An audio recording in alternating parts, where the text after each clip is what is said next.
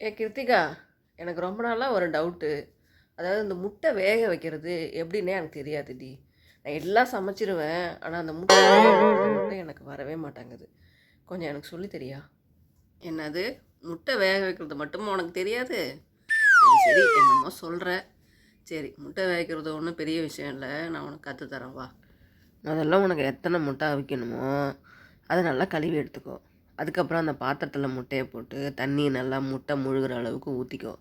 அதை அடுப்பில் வச்சு நல்லா ஒரு 10 நிமிஷம் கொதிக்க விட்டுரு.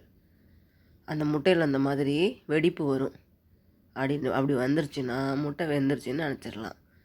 உடனே அடுப்பை ஆஃப் பண்ணிவிட்டு அந்த சுடு தண்ணியை கீழே ஊற்றிட்டு பச்சை தண்ணியை பிடிச்சிட்டு முட்டையை உரித்து எடுத்துக்கிட்டுனா அவிச்ச முட்டை சூப்பராக ரெடி ஆகிடும். ஓகேவா?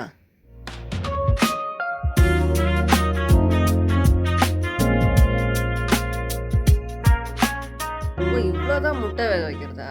இது தெரியாத போச்சே எனக்கு. சரி, இனிமேல் முட்டையை வேக வச்சு அசத்திடுறேன் பாரு.